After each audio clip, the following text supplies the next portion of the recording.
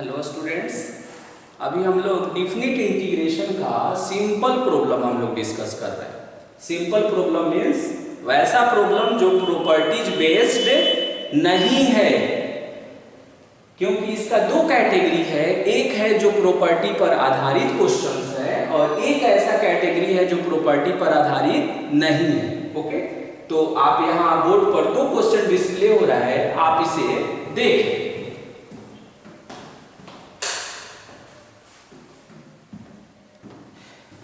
दोनों इंटीग्रल को देखने के बाद ऐसा फील होता है कि ऐसा इंटीग्रल आपने इंडेफिनिट इंटीग्रेशन में भी देखा था। तो इंडेफिनिट इंटीग्रेशन में भी देखा था, तो उसमें और इसमें क्या अंतर है? तो इसमें लोअर और अपर लिमिट अटैच है, इसीलिए डेफिनिट इंटीग्रेशन है। और इसीलिए डेफिनिट इंटीग्रेशन का डेफिनिट इंटीग्रल वैल्यू आता है। मेथड बदल देने के बावजूद भी उसके इंटीग्रल वैल्यू में कोई चेंजिंग नहीं होती है। और इंडेफिनिट इंटीग्रेशन में देखते थे कि मेथड बदल देने से उसका इंटीग्रल आंसर चेंज होता था। एक्चुअली वो भी होता था एक ही जैसा, बट फर्स्ट अपीयरेंस जो होता था, मतलब कि इनिशियली देखकर हम नहीं कह सकते हैं कि वो क्वेश्चन जो है इंडेफिनिट इंटीग्रेशन का मेथड बदलने से आंसर जो है बदला हुआ दिखता है, लेकिन एक्चुअल में बदला हुआ नहीं रहता। बट यहाँ वो सब प्रॉब्लम नहीं है, किसी भी मेथड से करेंगे तो आंसर हम सेम ही ऑब्टेन करेंगे। तो एक इंटीग्रल लिखा हुआ है और ये रूट में है, तो इसको हम, इस इंटीग्रल को हमने कैपिटल I एज्यूम कर लिया और ये है कितना? ये है 0 से 1 है और फिर कितना है? dx है और अंडर रूट x प्लस 1 है और ये रूट यहाँ तक गया और फिर है प्लस में रूट x है, फिर इनटू हो गया। अब ये जो प्लस है ना, ये माइनस हो जाएगा, तो ये हो जाएगा ऐसे। इसको रेशनलाइज करना है, इसलिए हमें यहाँ माइनस लिखना है।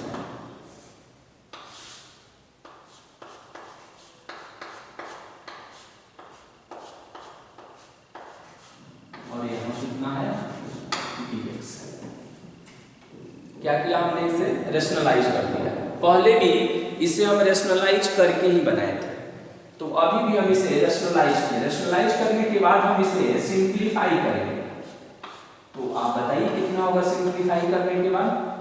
ये हो गया और न्यूमरेटर में हो जाएगा आपका रूट में x प्लस 1 और फिर माइनस रूट में x हो जाएगा अपॉन, ये हो गया a प्लस बी और ये हो गया a माइनस बी। तो क्या होगा? ये a square minus b square. तो ये बनेगा रूट में x प्लस 1 का होल स्क्वायर और माइनस में होगा रूट x का होल स्क्वायर dx।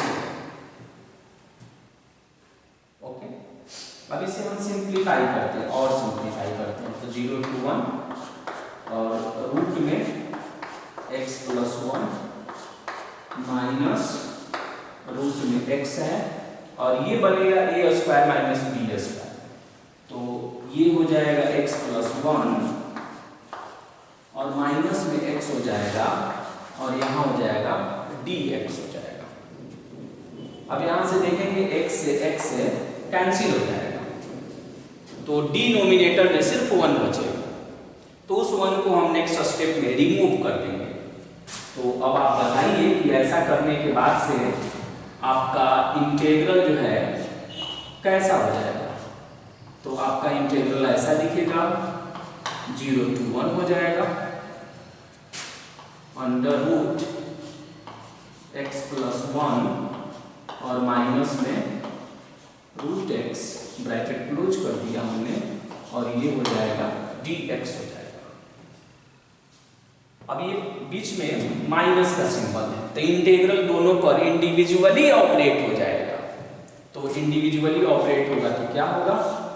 ये होगा under root x plus 1 dx और माइनस फिर ये होगा रूट एक्स और dx हो जाएगा।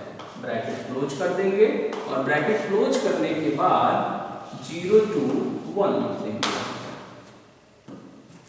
क्या बोला था मैंने कि इस इंटीग्रल को जो 0 to 1 है यहां भी लिख सकते हैं आप, उससे कोई प्रभाव नहीं पड़ेगा, बट यहां सबसे बेस्ट होता है लिखना। अब आप इसे इंटीग्रेट करिए, तो इंटीग्रेट करेंगे तो देखिए ये लीनियर है, रूट दिख रहा है ना, तो रूट का मीनिंग क्या हुआ, पावर 1/2 है। इसका बेस जो है लीनियर है और पावर कितना है 1/2। तो क्या पढ़ा था हमने कि पावर में एक ऐड करेंगे तो 1/2 में 1 ऐड करेंगे तो ये 3/2 होगा और फिर उसी से हम डिवाइड कर देंगे, फिर हो जाएगा माइनस, इसमें भी पावर 1 ऐड कर दीजिए तो x का पावर 3/2 और अपॉन 3/2 ब्रैकेट क्लोज और ये हो जाएगा 0 to 1। ओके, तो अब ये हो गया 3/2 है तो ये इन्वर्ट होगा तो 2/3 कॉमन बना लीजिए, तो कितना होगा फिर ये x + 1 का पावर 3/2 और माइनस में x का पावर 3/2 और लिमिट है 0 to 1। अब क्या करेंगे, इसे पुटिंग करेंगे। पुटिंग करने का तरीका क्या है कि जहां जहां x है ना वहां वहां 1 सब्स्टिट्यूट करेंगे पहले, फिर माइनस जहां जहां x है वहां वहां 0 सब्स्टिट्यूट करेंगे। ओके, तो बताइए जब हम 1 पुट करेंगे तो क्या क्रिएट होगा, 1 + 1 का पावर 3/2 माइनस 1 का पावर 3/2। अभी हमने इसमें इनपुट की जगह पर क्या रखा 1, फिर माइनस, फिर जहां जहां इनपुट है वहां वहां 0, इनपुट मींस वेरिएबल, तो 0 + 1 का पावर 3/2 माइनस 0 का पावर, यहाँ ये वाला ब्रैकेट में लेते हैं, 0 का पावर 3/2 और फिर यहाँ से ब्रैकेट क्लोज कर देंगे और फिर ऐसे कर देंगे। हो गया, जहां जहां x था वहां वहां हमने एक बार 1 रख दिया, फिर माइनस जहां जहां x है वहां वहां हमने 0 रख दिया। अब हम इसे सिंप्लीफाई करेंगे तो ये बनेगा 2/3, आउटसाइड में है 1 और 1 दोनों को ऐड करेंगे तो 2 का पावर 3/2 होगा माइनस 1 का पावर 3/2 है तो ये 1 ही आएगा, तो डायरेक्ट 1 लिख दिए। ये भी 1 का पावर 3/2 है तो ये भी 1 ही आएगा, ये 0 हो जाएगा और ये ब्रैकेट के पहले माइनस है तो इसका साइन जो है माइनस कर देगा। इस आधार पर हमने क्या ऑब्टेन किया, हमने ऑब्टेन किया 2/3 और 2 का पावर 3/2 और माइनस में 2 ऑब्टेन किया। अब मुझे बताइए कि कुछ कॉमन भी कर सकते हैं क्या यहाँ से, तो आप देखेंगे इन दोनों में से 2 का कॉमन हो जाएगा, तो 2/3 है पहले से और 2 का हमने कॉमन बनाया, 2 का कॉमन बनाएंगे तो 2 का पावर 1/2 और माइनस में 1 होगा। तो अब आप बताइए फाइनल आंसर इसका कितना हुआ, तो फाइनल आंसर देखेंगे आप कि 4/3 और 2 का पावर 1/2 है तो ये हो जाएगा √2 और माइनस में 1 और यही इस इंटीग्रल का फाइनल आंसर। तो आप एक चीज देख रहे होंगे कि जब हम इसे इंटीग्रेट कर रहे हैं तो सभी प्रोसेस जो है इंडेफिनिट इंटीग्रेशन की तरह ही मूव कर रहा है, सिर्फ हम लास्ट में क्या कर रहे हैं, पुटिंग करने के क्रम में कि जहां जहां x है वहां अपर लिमिट रख रहे हैं माइनस, जहां जहां x है वहां वहां लोअर लिमिट रख रहे हैं। लोअर लिमिट मतलब कि लोअर लिमिट में जो वैल्यू है उसको रख रहे हैं और फिर हम उसे सिंप्लीफाई कर दे रहे हैं और वही मेरा आंसर बन रहा है। ओके, क्योंकि अभी जो डिफिनिट पढ़ गए ना ये प्रॉपर्टी बेस्ड नहीं है, ये सिंपल डिफिनिट इंटीग्रेशन का प्रॉब्लम कर रहे हैं।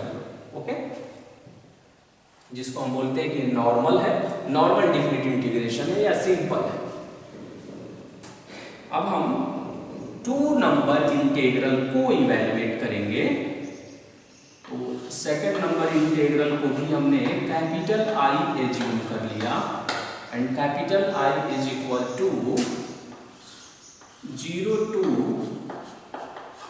π/4 और फिर है यहाँ पर sin x और अपॉन में है cos 3x plus 3 cos x और ये हो गया आपका dx। sin x अपॉन में cos 3x प्लस में 3 cos x dx। ओके, तो अब हम जब इसे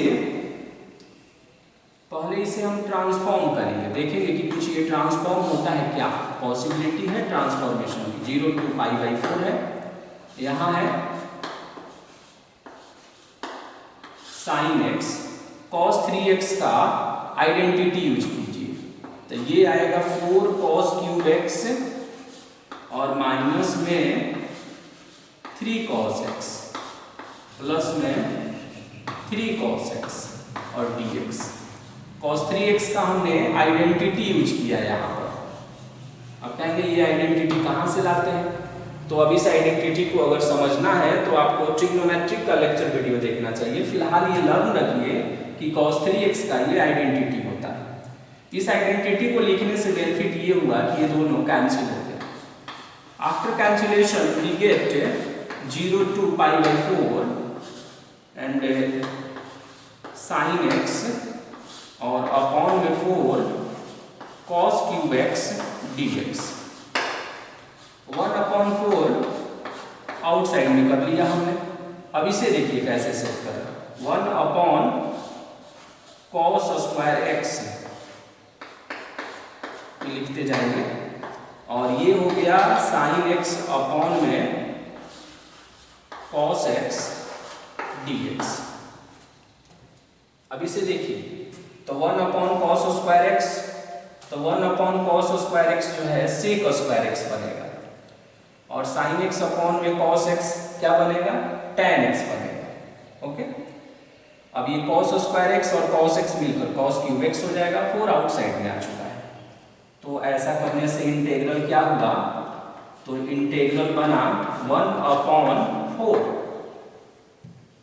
और ये कितना है 0 to π/4 और ये बन जाएगा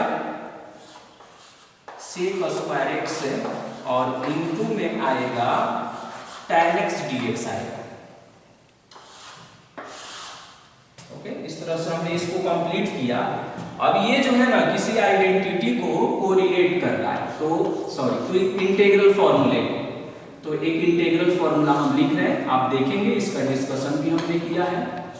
f डैश x है ये और इनटू में है fx और fx का जो पावर है ये n है और ये है dx। तो इसका इंटीग्रल फॉर्मूला हम लोगों ने पढ़ा ऐसे, fx लिख देंगे, पावर में एक ऐड कर देंगे तो n+1 होगा और फिर अपॉन में n+1। जहां पर n क्या है, तो n के बारे में मेंशन होता था कि कोई रैशनल नंबर है जो -1 नहीं होगा।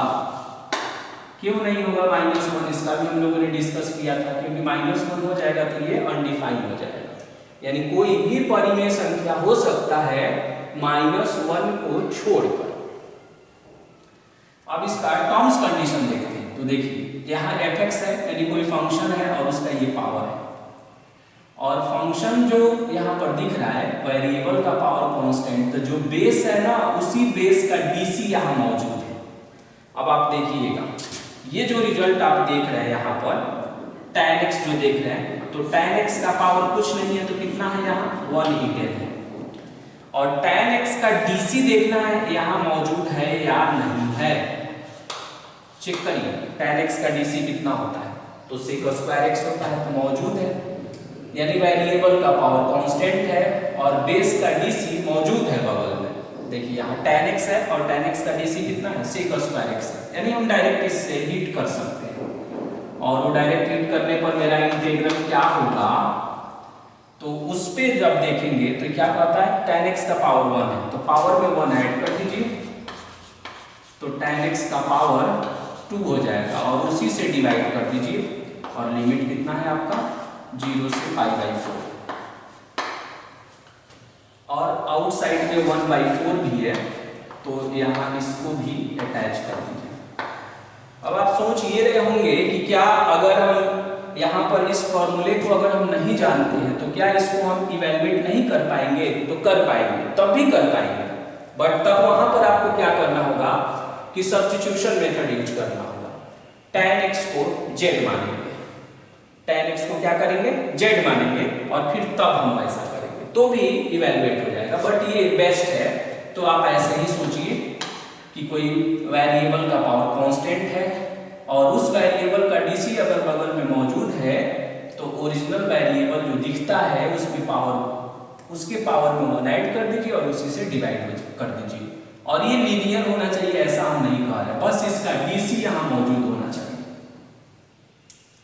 अब बताइए कितना होगा, ये सिंप्लीफाई करेंगे तो ये होगा 1/8, जहां जहां x है वहां वहां π/4 रखिए, तो ये बनेगा tan स्क्वायर π/4 माइनस जहां जहां x है वहां वहां 0 रखिए, तो tan स्क्वायर 0। तो अब ये बनेगा 1/8 और tan 45 डिग्री का वैल्यू 1 होता है, तो 1 का स्क्वायर, tan 0 का वैल्यू 0, तो 0 का स्क्वायर, और फाइनली सिंप्लीफाई करेंगे तो 1/8 होगा और वही 1/8 जो है आपका फाइनल आंसर होगा इसका। तो आप देख रहे होंगे कि दोनों जो हमने जो डिफिनिट इंटीग्रेशन का प्रॉब्लम डिस्कस किया, ये दोनों ही पहले हम लोगों ने इंडिफिनिट में ऑलरेडी पढ़ा था, बस अंतर क्या है, सेम प्रोसेस से मुझे मूव करना है और लास्ट में जब इंटीग्रेट हो जाता है फंक्शन तब x के जगह पर एक बार अपर लिमिट माइनस x के जगह पर एक बार लोअर लिमिट, और वो सिंप्लीफाई करके जो आएगा वही मेरा फाइनल आंसर होता है। और इस फॉर्मूले को आप ध्यान रखेंगे क्योंकि इस फॉर्मूले को हम बार बार यूज करते हैं। कैपिटल Q किसका सिंबल है, रेशनल नंबर, परिमेय संख्या का, और ये क्या लिखते हैं, तो ये कहते हैं कि n परिमेय संख्या है, -1 को छोड़कर उस बात को सिंबॉलिक लिखने का ये स्टाइल है, ये वाला n का वैल्यू परिमेय संख्या है -1 को छोड़कर। ओके, तो हम लोगों ने इसे कंप्लीट किया। अब हम लोग नेक्स्ट लेक्चर वीडियो में और भी इसका बहुत सारा वैरायटी देखेंगे।